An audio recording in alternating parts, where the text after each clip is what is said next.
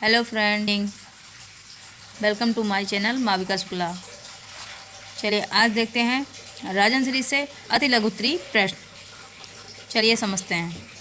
प्रश्न नंबर 1, स्था धातु लंग लकार प्रथम पुरुष तीनों वचनों में लिखिए। फ्रेंड्स, ये 2015 में क्वेश्चन आया था। इसका आइए उत्तर देखते हैं। इसकी स्था धातु लंग लकार प्रथम पुरुष तीनों वचनों में लिखिए। तो इसकी विभक्ति है प्रथम पुरुष और एक वचन, द्विवचन, बहुवचन। तो एक वचन में स्थात होगा, द्विवचन में आस्थाम और बहुवचन में आस्थान होगा। चलिए दूसरा प्रश्न देखते हैं। संस्कृत में लकार कितने होते हैं, नाम लिखिए।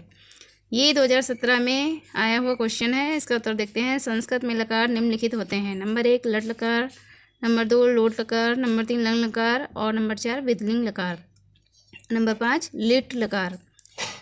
अब तीसरा प्रश्न देखते हैं। वचन का अर्थ बताइए।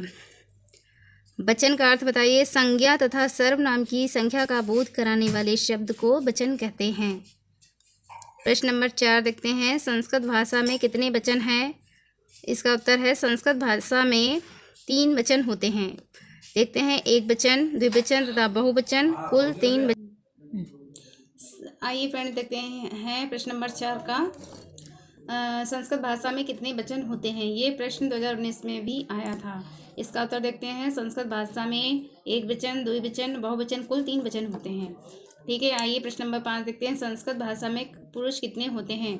उत्तर, संस्कृत भाषा में प्रमुख 3 पुरुष होते हैं। प्रथम पुरुष, मध्यम पुरुष और उत्तम पुरुष। प्रश्न नंबर 6 देखते हैं। नीति वचन सुभाषितानि शुक्तियों को की हिंदी से संस्कृत बनाइए।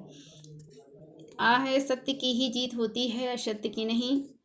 और नंबर 12 में देखते हैं। सभी धर्मों में विद्याधन श्रेष्ठ है, स आचरण श्रेष्ठ धर्म है। आइए इनका उत्तर देखते हैं।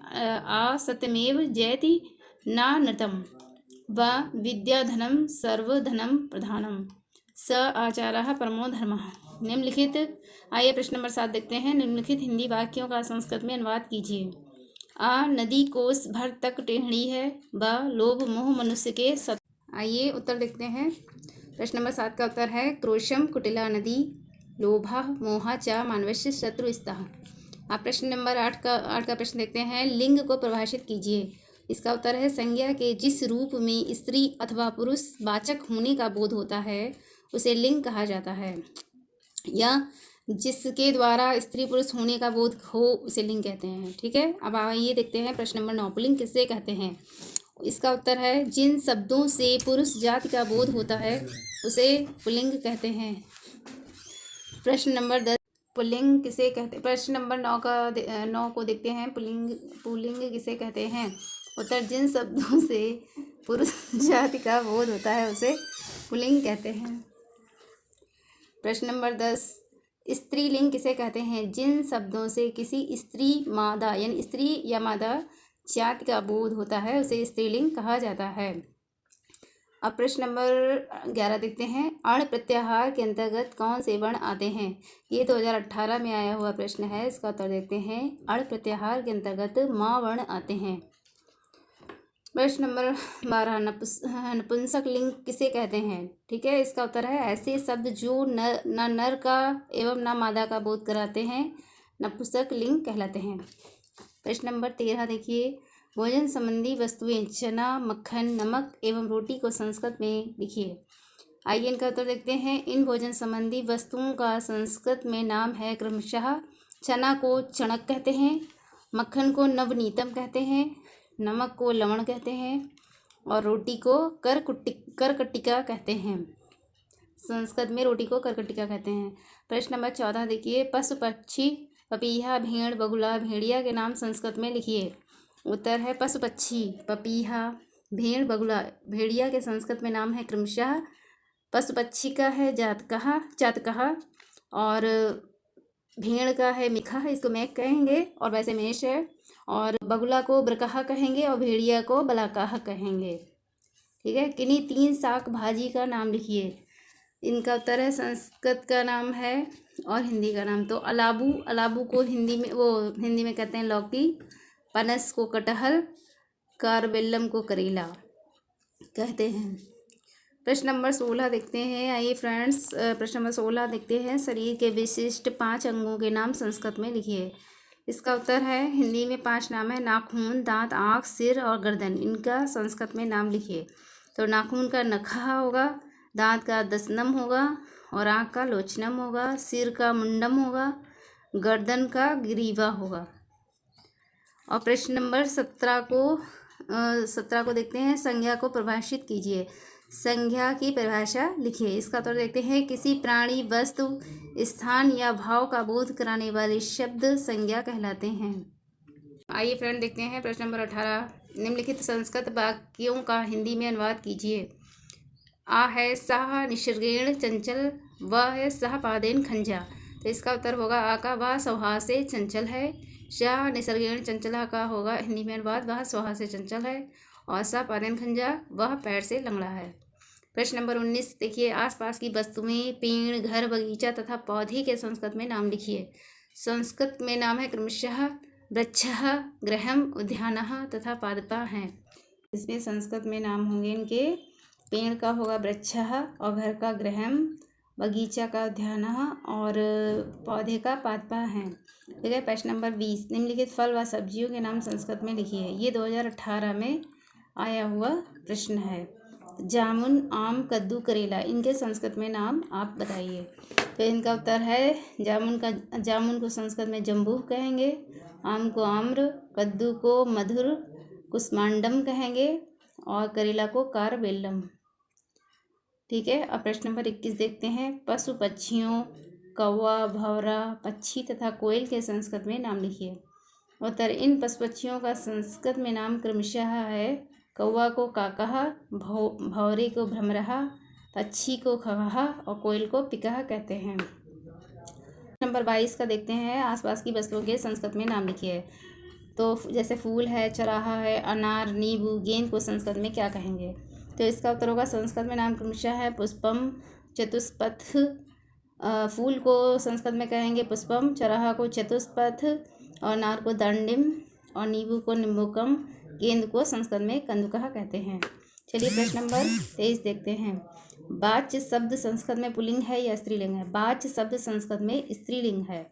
प्रश्न नंबर 24 को देखते हैं। संज्ञा एवं सर्वनाम में उदाहरण सहित अंतर लिखिए। उत्तर है इसका, ये 2015 में आया हुआ प्रश्न है। इसका उत्तर देखते हैं। संज्ञा मोहन और सोहन आगरा गए, ये क्या है, संज्ञा है। सर्वनाम क्या है, हम मथुरा गए। प्रश्न नंबर 25 देखते हैं। पितृ, सखी, इदम, ककुभ, अप, अदस शब्दों में से संज्ञा व सर्वनाम को अलग अलग छांटकर लिखिए। तो उत्तर है इसका, संज्ञा को इसमें छांट के लिखना है। तो पितृ और सखी को संज्ञा कहेंगे और सेकंड नंबर है सर्वनाम, इसको कहेंगे इदम, ककुभ, अप, अदस, ये सर्वनाम शब्द हैं। ठीक है। अब प्रश्न नंबर 26 देखते हैं। निम्नलिखित नीतिपरक हिंदी वाक्यों का संस्कृत में अनुवाद कीजिए। आ है इसका प्रश्न नंबर 26 का। सज्जन पुरुषों की बात को मानना चाहिए। बा, विद्या धर्म से ही शोभा देती है। इसका उत्तर होगा कर्तव्यम ही सताम वचः। सज्जन पुरुषों की बात को मानना चाहिए तो कर्तव्यम ही सताम वचः। ठीक है। उसके बाद में है विद्या धर्म से ही शोभा देती है, तो इसका होगा विद्या धर्मेण शोभते। प्रश्न नंबर 27 देखते हैं। हम सब पाठ पढ़ेंगे, वाक्य का संस्कृत में अनुवाद कीजिए। ये 2018 में आया हुआ प्रश्न है। आइए इसका उत्तर देखते हैं। वयम पाठम पठिष्यामः। हम सब पाठ पढ़ेंगे, इसका संस्कृत में अनुवाद होगा वयम पाठम पठिष्यामः। अब प्रश्न नंबर 28 संज्ञा के भेद हैं। संज्ञा के 5। प्रश्न नंबर 28 संज्ञा के भेद हैं। इसका उत्तर होगा संज्ञा के 5 भेद हैं। चलिए आइए देखते हैं प्रश्न नंबर 29। संस्कृत में 4 पशुओं के नाम लिखिए। इसका उत्तर होगा अजा, कुक्रः, गौ, सिंहः, अश्वः। संस्कृत में 4 पशुओं के नाम लिखिए। तो अजा मीन्स बकरी, कुक्रा मीन्स कुत्ता, गौ मीन्स गाय, सिंह मीन्स शेर, अश्व मीन्स घोड़ा। ठीक है। ये प्रश्न नंबर 30 देखते हैं। निम्नलिखित शब्दों में से किन्हीं 6 शब्दों के संस्कृत में नाम लिखिए। जैसे घोड़ा, कुत्ता, हिरन, बकरी, कोयल, चिड़िया, पेड़, तरबूज, लड्डू, अनार। ये 2016 में आया हुआ प्रश्न है। इसका उत्तर देखते हैं। ये जितने भी नाम दिए गए हैं इनका संस्कृत में नाम बताना है। ठीक है। तो घोड़ा को अश्वः कहते हैं, कुत्ता को कुक्रः कहते हैं, हिरन को मृगः और बकरी को अजा, कोयल को कोकिला, चिड़िया को चटकः, पेड़ को वृक्षः, तरबूज को कालिंदम, लड्डू को मोदकः, अनार को दांडिम कहते हैं। चलिए प्रश्न नंबर 31 देखते हैं। मकरहा, सारिका, मरालहा, सस्काह शब्दों में से किन्हीं दो शब्दों का हिंदी में अर्थ लिखिए। ये 2016 में आया हुआ प्रश्न है। इसका उत्तर देखते हैं। नंबर 1 मकरहा। मकरहा का उत्तर होगा, मकरहा को संस्कृत में, हिंदी में घड़ियाल कहेंगे। और नंबर 2 में है मरालहा, इसका अर्थ होगा हंस या बतख। सारिका का अर्थ होगा मैना और सस्काह का अर्थ होगा हिंदी में खरगोश। चलिए आइए 32 प्रश्न देखते हैं। निम्नलिखित शब्दों में से पुल्लिंग, स्त्रीलिंग और नपुंसकलिंग शब्दों की अलग अलग सूची बनाइए। ये 2016 में आया हुआ प्रश्न है। इसमें ये शब्द दिए गए हैं, इनका हिंदी में अनुवाद करना है। इसमें पुल्लिंग, स्त्रीलिंग और नपुंसकलिंग शब्दों की अलग अलग सूची बनानी है, ठीक है। तो इसमें पुल्लिंग शब्द छांटेंगे तो ये होगा हिमालय, सागर और राजन, इनको पुल्लिंग शब्द कहेंगे। स्त्रीलिंग है गंगा, नदी, वधु, इन्हें स्त्रीलिंग शब्द कहेंगे। फलम, पुस्तकम, सौंदर्यम, ये नपुंसकलिंग शब्द हैं। प्रश्न नंबर 33 संप्रदान कारक का प्रयोग किस विभक्ति के लिए किया जाता है। ये 2016 में आया हुआ प्रश्न है। आइए फ्रेंड्स देखते हैं इसका उत्तर। संप्रदान कारक का प्रयोग चतुर्थी विभक्ति के लिए किया जाता है। चतुर्थी विभक्ति में के लिए के शब्द हेतु किया जाता है। जैसे किसी को कोई वस्तु दान या किसी को देने के लिए, उसमें चतुर्थी विभक्ति का प्रयोग किया जाता है। फिर है प्रश्न नंबर 34 का देखते हैं। ध्रुवम पाय अपादानम से संबंधित व्यक्ति का नाम लिखिए। तो ये 2018 में पूछा गया प्रश्न है। इसका उत्तर है पंचमी। ध्रुव अपाय अपादानम में पंचमी व्यक्ति है। प्रश्न नंबर 35 राम, हरि, गुरु, सर्व, तद, इस्मद, अस्मद शब्दों में से संज्ञा एवं सर्वनाम को अलग अलग छांटकर लिखिए।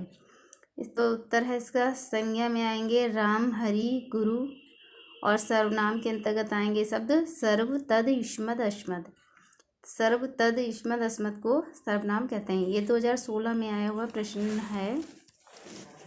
चलिए आगे देखते हैं। प्रश्न नंबर 36 निम्नलिखित शब्दों में से किन्हीं 4 शब्दों के हिंदी समाचार पत्रम, अश्रु, न्यायालय, स्वः, पितृव्यः, पितामह, द्वारम। तो इसका उत्तर होगा समाचार पत्रम को अखबार कहेंगे, अश्रु को आंसू कहते हैं हिंदी में, न्यायालय को अदालत कहते हैं, शाह को हिंदी में कहते हैं आने वाला कल, पितृव्यः को चाचा, पितामह को बाबा, द्वारम को दरवाजा कहते हैं।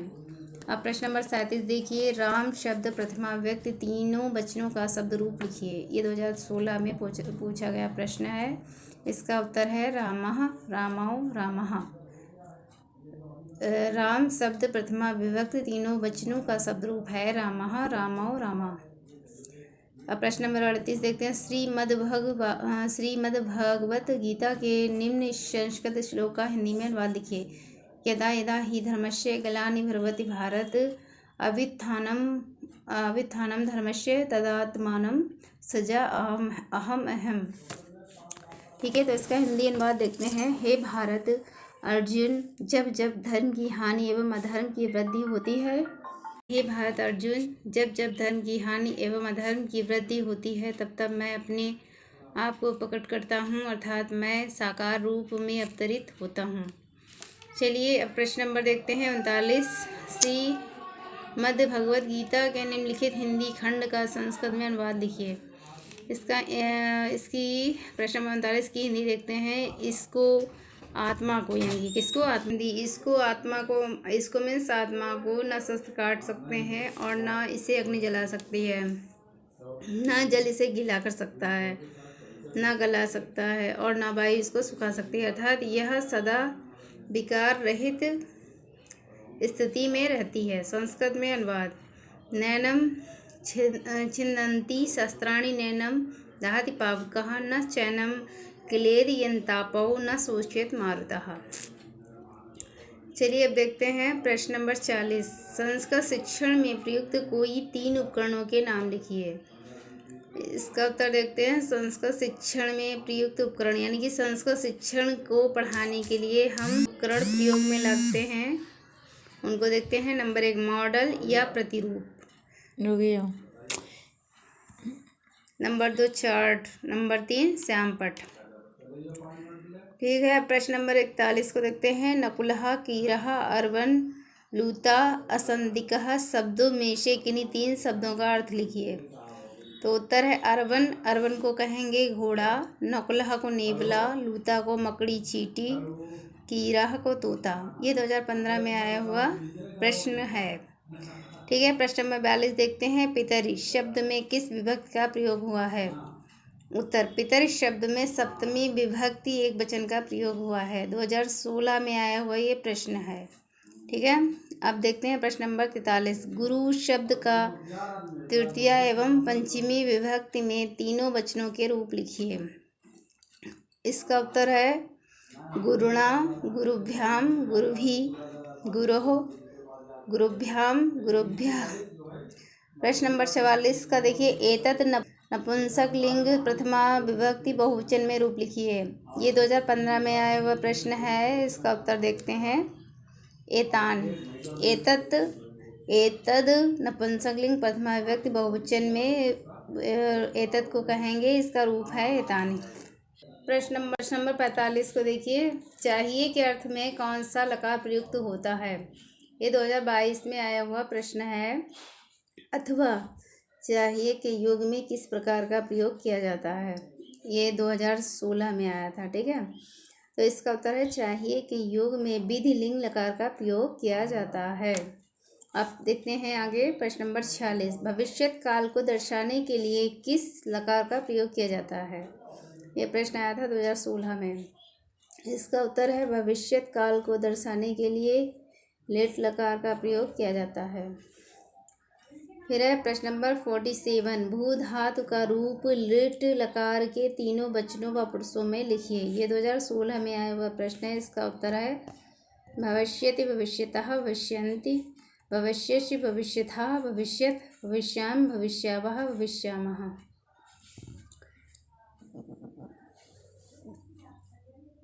प्रश्न नंबर 48। इसका देखते हैं। हरि शब्द के द्वितीय विभक्ति के तीनों वचनों का रूप लिखिए। ये 2018 में आया हुआ प्रश्न है। इसका उत्तर है हरि। इसका उत्तर देखते हैं। शब्द रूप और इसके एक वचन, द्विवचन, बहुवचन। तो द्वितीय विभक्ति है हरिम, हरि, हरिन। प्रश्न नंबर 49। विदुषा शब्द किस विभक्ति और वचन में है? ये 2018 में आया हुआ प्रश्न है। इसका उत्तर है तृतीय विभक्ति। विदुषा शब्द की विभक्ति है तृतीय विभक्ति और इसका वचन है एक वचन। प्रश्न नंबर 50। युष्मद् शब्द का द्वितीय विभक्ति बहुवचन का रूप लिखिए। ये 2018 में आया हुआ प्रश्न है। इसका उत्तर है युष्मद् शब्द का द्वितीय विभक्ति बहुवचन का रूप है युष्मान। प्रश्न नंबर 51। वृक्ष शब्द का पंचमी विभक्ति एक वचन का रूप लिखिए। ये 2018 में आया हुआ प्रश्न है। इसका उत्तर है पंचमी विभक्ति एक वचन का रूप है वृक्षात। प्रश्न 52। नदी शब्द का पंचमी विभक्ति तीनों वचनों के रूप लिखिए। तो इसका उत्तर होगा नद्यः, नदीभ्याम, नदीभ्यः। प्रश्न नंबर 53 में देखते हैं। विभूषणम मौनम, मौन पंडितानाम वाक्य का अर्थ क्या है? तो इसका उत्तर होगा विद्वानों की शोभा मौन रहना होती है। प्रश्न नंबर 54। संस्कृत में लकार कितने होते हैं, उनके नाम लिखिए। ये 2017 में आया हुआ प्रश्न है। तो इसका उत्तर होगा संस्कृत में लकार 5 होते हैं। नंबर 1 लीड लकार, नंबर 2 लंग लकार, नंबर 3 लिट लकार, नंबर 4 लोट लकार और नंबर 5 विदलिंग लकार। संस्कृत में लकार 5 होते हैं। नंबर 1 लेट लकार, लंग लकार, लेट लकार, लोट लकार, विदलिंग लकार। ठीक है, अब आगे देखते हैं प्रश्न नंबर 55 देखते हैं। आत्मनः प्रतिकूलानि प्रेषाम न समाचरेत सूक्ति का आशय स्पष्ट कीजिए। ये 2016 में आया प्रश्न है। इसका अर्थ है अपने को अच्छा न लगने वाला व्यवहार दूसरों के साथ नहीं करना चाहिए। प्रश्न नंबर 56 देखते हैं। 15, 18, 20 संख्याओं को संस्कृत में लिखिए। ये 2015 में आया हुआ प्रश्न है। इसका उत्तर देखते हैं। 15 को पंचदशन कहेंगे, 18 को अट्ठादन, 20 को विंशति कहते हैं। प्रश्न 57, क्रीड धातु का रूप लंग लकार प्रथम पुरुष तीनों वचनों में लिखिए। इसका उत्तर है एक वचन अक्रीडत, द्विवचन अक्रीडिताम, बहुवचन अक्रीडन। प्रश्न नंबर 58 देखते हैं, गम धातु का रूप लट लकार मध्यम पुरुष तीनों वचनों में लिखिए। ये 2016 में आया हुआ प्रश्न है। इसका उत्तर देखते हैं, गच्छस, गच्छथा, गच्छत। गम धातु का रूप लट लकार मध्यम पुरुष तीनों वचनों में कहेंगे गच्छस, गच्छथा, गच्छत।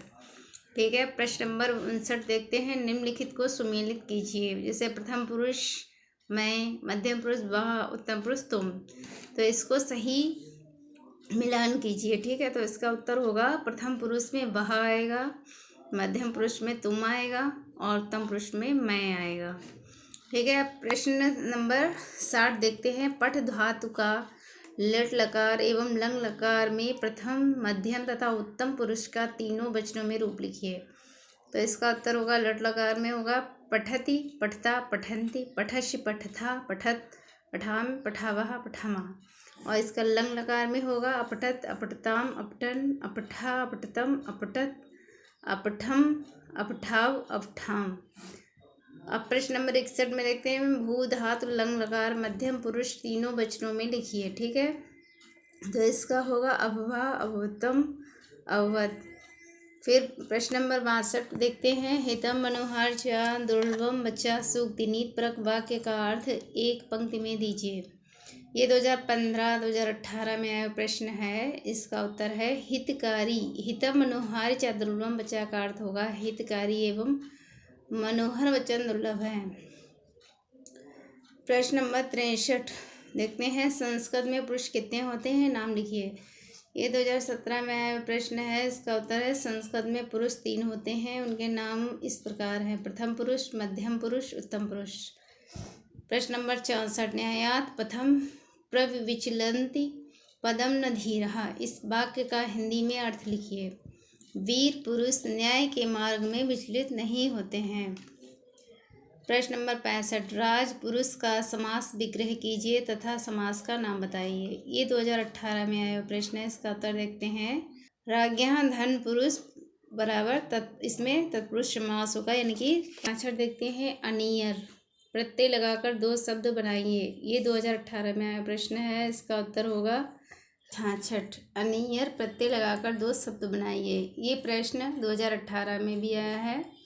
इसका उत्तर होगा शबनिहा, इसमें अनियर प्रत्यय लगा हुआ है। क्रीडनिहा, क्रीडनिया, इसमें भी अनियर प्रत्यय लगा है। अब आइए फ्रेंड देखते हैं प्रश्न नंबर 67, सेवक स्वीकार्यम अकरूत संस्कृत वाक्य का हिंदी में अनुवाद बनाई कीजिए। ये भी 2018 में आया हुआ प्रश्न है, जो सेकंड परीक्षा हुई होगी उसका। तो इसका होगा सेवक स्वीकार्यम अकरोध मीन्स सेवक ने अपना कार्य किया। प्रश्न 68, 15 एवं 19 संख्याओं को संस्कृत में लिखिए। उत्तर होगा इसका 15 का पंचदशन, 19 का एकोनविंशति तथा अथवा इसको 19 ही भी कहेंगे।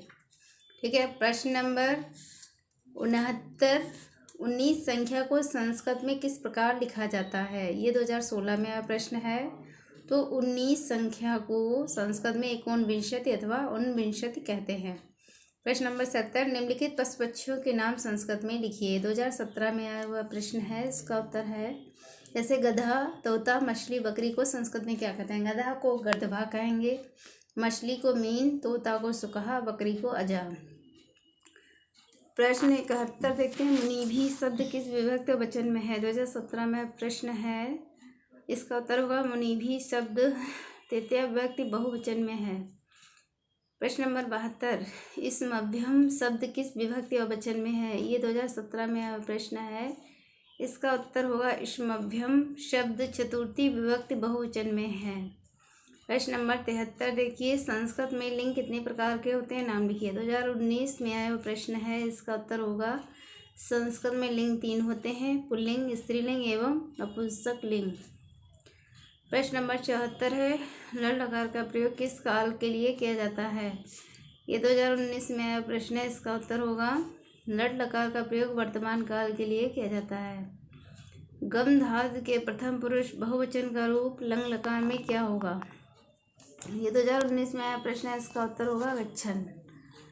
फिर है 76 है, प्रश्न नंबर 76, इसका बालकह शब्द में प्रयुक्त विभक्ति और वचन लिखिए। 2019 में आया प्रश्न है, इसका उत्तर है बालकह शब्द में तृतीया विभक्ति है और ये बहुवचन में प्रयुक्त होता है।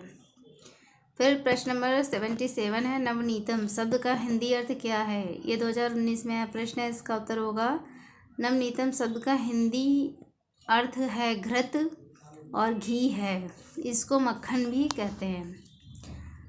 प्रश्न नंबर 78, लिंग के तीनों प्रकारों का नाम लिखिए। ये 2022 में आया प्रश्न है, इसके लिंग 3 प्रकार के होते हैं, पुल्लिंग, स्त्रीलिंग अथवा नपुंसक लिंग। फिर है प्रश्न नंबर 79, 2 पशु और 2 पक्षियों के नाम संस्कृत में लिखिए। 2022 में यह प्रश्न है, इसमें है 2 पशु वृषभा धेनु, 2 पक्षी हैं मयूरा कपोता। चलिए अब देखते हैं प्रश्न नंबर 80, फलेन शब्द का विभक्ति एवं वचन बताइए। ये 2022 में आया हुआ प्रश्न है, इसका उत्तर होगा फलेन शब्द तृतीया विभक्ति एक वचन में होता है। ठीक है। प्रश्न नंबर 81, रमा शब्द का सप्तमी विभक्ति बहुवचन रूप लिखिए। 2022 में पूछा गया प्रश्न है, इसका उत्तर होगा रमा शब्द का सप्तमी विभक्ति बहुवचन है रमाशु। उत्तिष्ठत जागृत प्राप्त वरान निबोधत का हिंदी में अर्थ लिखिए। 2022 में पूछा गया प्रश्न है, इसका उत्तर होगा उठो जागो और अच्छे मनुष्य या महान पुरुषों को जान लो। ये जो है आज अति लघु उत्तरी की सारे प्रश्न कंप्लीट हो गए हैं।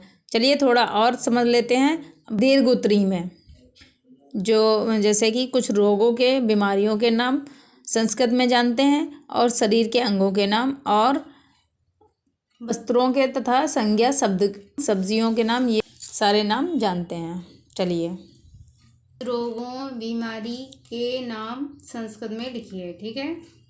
चलिए इनका देखते हैं उत्तर। रोगों के नाम शब्द हैं कासह, काशह को हिंदी में कहेंगे खांसी, अतिसारह को कहेंगे दस्त, अजीर्णम को कहेंगे कब्ज, पांडु को कहेंगे पीलिया, विसूचिका का मतलब होता है हैजा, पिटकह का अर्थ होता है फोड़ा। चलिए हो गए रोगों के नाम। अब देखते हैं शरीर के अंगों को संस्कृत में क्या कहते हैं। ठीक है। शरीर के अंगों के नाम है गात्रम मीन्स शरीर, सिरहा मीन्स सिर, केसा मीन्स बाल, शिखा मीन्स चोटी, समश्रुह मीन्स मूछ, ग्रीवा मीन्स गर्दन, स्कंद मीन्स कंधा, बच्छा मीन्स छाती। ठीक है। अब देखते हैं कुछ प्रश्न नंबर 4, कुछ वस्त्रों एवं सब्जियों के संस्कृत में नाम लिखिए। वस्त्रों के नाम है उत्तरीयम मीन्स दुपट्टा, कंचुकहा मीन्स कुर्ता, कंचुलिका मीन्स ब्लाउज, आप्तपदीनम मीन्स पैंट, निशारहा मीन्स रजाई, उपधानम मीन्स तकिया। अब सब्जियों के संस्कृत में नाम देखते हैं।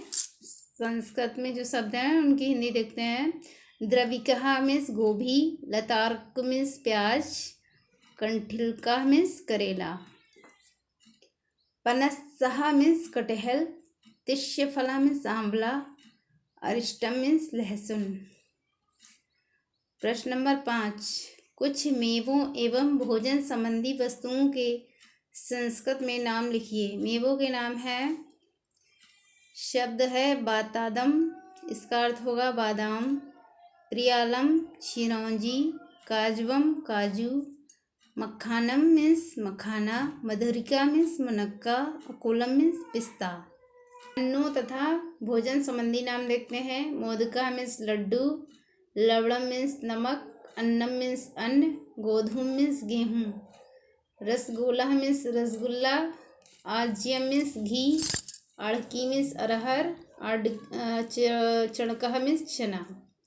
कुछ संज्ञा शब्दों के पुल्लिंग एवं स्त्रीलिंग के रूप में लिखिए। तो संज्ञा शब्द है पुल्लिंग आत्मानम, आत्मन। ठीक है। तो इसका देखते हैं प्रथमा, द्वितीया, तृतीया, चतुर्थी, पंचमी, षष्ठी और सप्तमी संबोधन। इसमें इनके वचन देखते हैं। ठीक है, एक वचन, द्विवचन, बहुवचन में। ठीक है, आत्मा, आत्मानौ, आत्मानः, आत्मानं, आत्मनो, आत्मनौ, आत्मनः, आत्मना, आत्मभ्यां, आत्मभ्याम, आत्मभिः, आत्मने, आत्मभ्यां, आत्मभ्यः, आत्मनः, आत्मनो, आत्मनां, आत्मनः, आत्मनः, आत्मनां, आत्मनः, आत्मनो, आत्मनां, आत्मानि, आत्मनो, आत्मसु,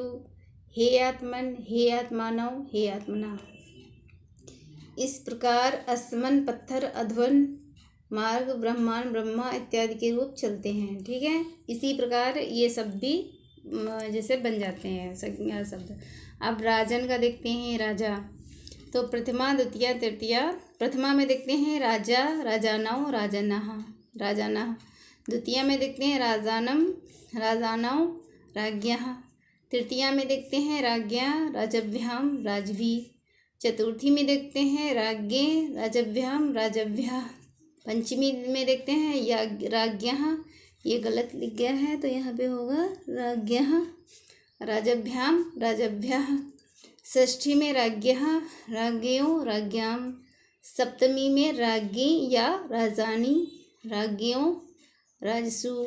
संबोधन में हे राजन, हे राजनौ, हे राजानः। विद्वश में, विद्वश मीन्स विद्वान, इसका भी देखते हैं। प्रथमा में विद्वान, विद्वांसौ, विद्वांसः। द्वितीया में विद्वांसम, विद्वांसौ, विदुषः। तृतीया में विदुषा, विदुभ्याम, विदुभिः। चतुर्थी में विदुषे, विदुभ्याम, विदभ्यः। पंचमी में देखते हैं विदुषः, विदुभ्याम, विदभ्यः। षष्ठी में विदुषः, विदुषहो, विदुषाम। सप्तमी में विदुषी, विदुषहो, विदुषुः, विदत्सु। और संबोधन में हे विद्वान, हे विद्वांसो, हे विद्वांस। इसका स्त्रीलिंग विदुषी होता है, जिसका रूप नदी के समान चलता है। स्त्रीलिंग मात्र, माता। इसमें प्रथमा में माता को कहेंगे, प्रथमा व्यक्ति में देखिए माता, मात्राओ, मात्रः। द्वितीया में मात्रम, मात्राओ, मात्रः। तृतीया में मात्रा, मातृभ्याम, मातृभिः। चतुर्थी में मात्रे, मातृभ्याम, मातृभ्यः। पंचमी में मातुः, मातृभ्याम, मातृभ्यः। षष्ठी में मातुः, मात्रौ, मातॄणाम। सप्तमी में मातरि, मात्रहो, मातृषु। संबोधन में देखेंगे हे माता, हे मातरो, हे मात्रा। इस प्रकार द्विहित्र, पुत्री, यात्र, देवरानी आदि का रूप चलता है। ठीक है, अब देखते हैं शरित, नदी का। प्रथमा में शरित, सरितौ, सरितः। द्वितीया में सरितम, सरितौ, सरितः। तृतीया में सरिता, शरद्भ्याम, शरद्भिः। और तृतीया में सरिता, शरद्भ्याम, शरद्भिः। और चतुर्थी में सरिते, शरदिभ्याम, शरदिभ्यः। पंचमी में सरितः, शरद्भ्याम, शरदिभ्यः। षष्ठी में सरितः, सरितोः, सरिताम। सप्तमी में सरिति, सरितोः, सरित्सु। संबोधन में हे सरित, हे सरितो, हे सरितः। इसी प्रकार विद्युत, योषित, स्त्री आदि शब्दों के रूप चलते हैं। अश्मद शब्द का प्रश्न नंबर 7 देखिए। अश्मद शब्द का तृतीय व्यक्ति के तीनों वचनों का रूप लिखिए। अस्मद शब्द तृतीय व्यक्ति के तीनों वचनों का होगा। एक वचन में मया, द्विवचन में अवभ्याम, बहुवचन में अस्माभिः। ये 2018 में आया प्रश्न है। प्रश्न नंबर 8 ये देखते हैं। प्रश्न नंबर 8 धातु किसे कहते हैं? कुछ प्रमुख धातु रूपों के लिट लकार एवं लंग लकार एवं लिट लकार के उदाहरण प्रस्तुत करें। इसका उत्तर होगा धातु। क्रियावाचक भू, पठ आदि को धातु कहा जाता है। समस्त धातुएं भावादि, अदादि, जुहत्तादि, दिवादि, स्वादि, तुदादि, रुधादि, तनादि, क्रियादि और चतुरादि 10 गणों में विभक्त हैं। इनमें रूप की दृष्टि से कुछ परस्मैपदी, कुछ आत्मनेपदी एवं कुछ उभयपदी हैं। काल एवं अवस्था के अनुसार इनका रूप 10 लकारों में होता है। पाठ्यक्रम में केवल 5 लकारें निर्धारित हैं। लिट लकार, लट लकार को वर्तमान काल कहेंगे, लिट को भविष्य काल, लोट को आज्ञा, लंग को भूत और लिंग को विधिलिंग इत्यादि कहते हैं। इसका रूप तीनों पुरुषों वचन मध्यम, प्रथम, मध्यम, उत्तम आदि तीनों वचनों एक, द्वि तथा बहु में चलता है। प्रमुख धातु रूपों के उदाहरण इस प्रकार हैं। पठ मीन्स पढ़ना, इसको लट लकार में कहेंगे। इसकी विभक्ति एक वचन, द्विवचन, बहुवचन और विभक्ति प्रथम पुरुष, मध्यम पुरुष और उत्तम पुरुष। इसमें होगा पठति, पठतः, पठन्ति, पठसि, पठतः, पठत, पठामि, पठावा, पठामा। लंग लकार भूतकाल, इसमें अपठत, अपठताम, अपठन, अपठा, अपठतम, अपठत, अपठथम, अपठतम, अपठराव, अपठहम। लिट में देखते हैं पठष्यति, पठष्यथा, पठष्यतः, पठष्यन्ति, पठष्यश, पठष्यथा, पठष्यत, पठश्याम, पठश्यावा, पठश्यामा। गम गच्छ जाना, लिट लगा रहा, एक वचन, द्विवचन, बहुवचन। गच्छति, गच्छता, गच्छन्ति, गच्छसि, गच्छथा, गच्छति, गच्छामि, गच्छावः, गच्छामः। लंग लकार, इसका देखते हैं अगच्छत, अगच्छताम, अगच्छन, अगच्छा, अगच्छतम, अगच्छत, अगच्छम, अगच्छाव, अगच्छाम। पी मीन्स पीना, इसका लट लकार में देखते हैं पिबति, पिबता, पिबंति, पिबश, पिबथा, पिबत, पिबाम, पिबाभा, पिबामह। इसका लंग लकार का देखते हैं अपिबत, अपिबताम, अपिबन, अपिबा, अपिबतम, अपिबत, अपिबम, अपिबाप, अपिबाम। लिट लकार वर्तमान काल वो भविष्यत काल का देखते हैं पाश्यत, पाश्यतः, पाश्यन्ति, पाश्यस्य, पाश्यथा, पाश्यत, पश्यामि, पश्यावा, पश्यामः। ये कुछ इम्पोर्टेंट लकारें थी जो आपको समझाई हैं, और आपको अगर ये वीडियो अच्छी लगे तो लाइक करना, सब्सक्राइब करना मत भूलें और कमेंट करना मत भूलें। चलिए, टेक केयर, बाय बाय।